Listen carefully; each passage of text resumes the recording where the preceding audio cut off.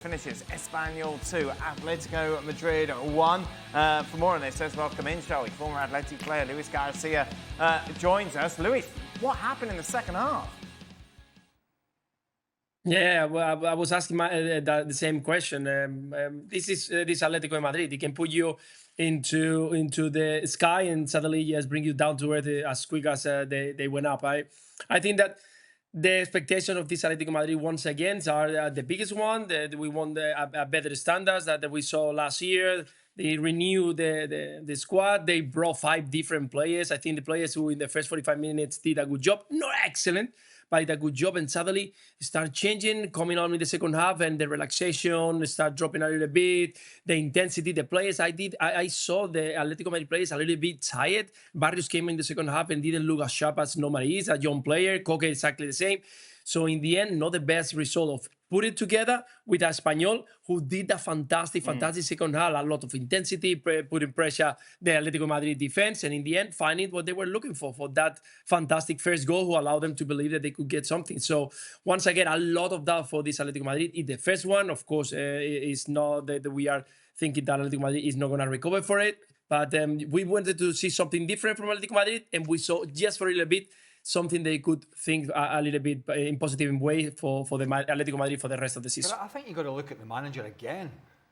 Luis just mentioned it there. It wasn't terrible in the first half. Well, it wasn't.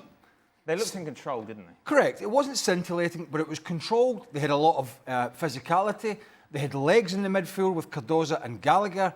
They had a bit of guile on the wider positions. It was comfortable. And it was 1-0, by the way.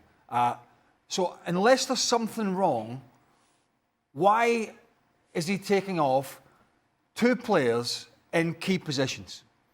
Cardozo and Gallagher.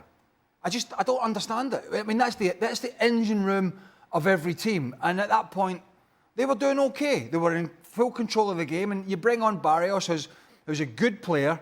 But Koke comes on. He's been there, seen it and done it all. But he hasn't got the legs. And as Luis said, they were looking a little bit off the pace. So I don't understand. I mean, at one point, I think in 68 minutes, he changed 3 of his 4 midfield. Yeah. And he tends to do this a lot. He tinkers. And now, usually we see Atleti play. A lot of the time we see him play, they're very defensive and become 70 minutes, 75 minutes, he chucks the cavalry on. You know, Sorloth, it used to be Correa, all these players.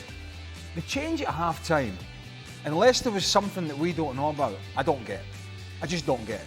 You only change your 2 central midfield players if you're absolutely toiling or they're injured. And that was something, I'm not saying that's the whole thing, but it definitely meant they did not control the second half like they were able to control the first 45 minutes. Yeah, Luis, what did you make of those changes at half-time? No, I agree. I 100% agree. I thought exactly the same. Why are you changing the 2 midfielders? I can understand a little bit Cardozo because he had a yellow card and maybe in transition with Espanyol quick players, he could have a problem. But again, we are talking about an experienced player who was carrying Real Betis last year for the whole season. And you can talk to him, say, yes, be careful. You got Gallagher next to you to allow them to make those runs.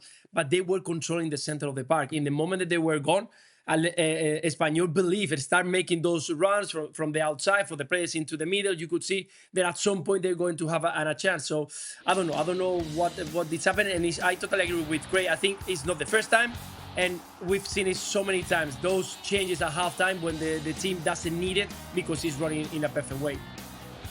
So the goal there, of course, this would be the equaliser. But Nedum, how clever is that second goal, and how much did he know what he was doing with it? Benefit of the doubt suggests he knows what he's doing, but that header to going from there is so unlikely because the ball into the box isn't a brilliant ball for him to go backwards like that. But if he's meant that, that's one of the best headers you'll see. As Craig was saying in the highlight before, the technique to be able to be going away from goal but get that much power, that much direction, and find the corner against one of the best goalies in the world, that's an astonishingly good header. It really is, and it's such a big moment for him and for Espanyol as well because it proves to be the winner, doesn't it? And he certainly does. And Simeone. What we're going to get this year. Yeah, exactly. At half-time, before the game and at half-time, we were relatively positive, saying, sign some new players, maybe a little bit of a different style this year. Maybe they're going to be on the front foot a little bit. And listen, maybe they will. It's match day 1. It's a long season. We understand that. But at some point, having spent all the money that they have over the last, when I say 3 years, they're going to have to get the finger out. And we talked about this before the show, before the game started. Last year, one of their bugbears were they were dropping points against teams that theoretically they should be. The teams that are finishing the bottom half of LaLiga. The teams that generally the Barças and Real Madrid somehow find a way. Not taking anything away from Espanyol. So, you know, they're at home. As Sid mentioned in the pre-game, Sid Lowe, their expectations have sort of grown a bit this year. But it's Atletico Madrid. There's millions been spent. You should be fighting for the championship. And possibly they will, but they will have to be better. They will have to find, once again, we have a manager here who has got such a big squad that the previous problems he's had for me, and we've talked about this in previous seasons, is finding the right balance within all these players. Last year he struggled a bit. Was it Sorloth and Julian Alvarez, or was it Griezmann, and it ended up being Griezmann and Alvarez? He sort of figured that out. They went on a run, and you feel he's got that problem to deal with again this season. The problem is, if you don't solve it quickly, the two teams at the top can be running away.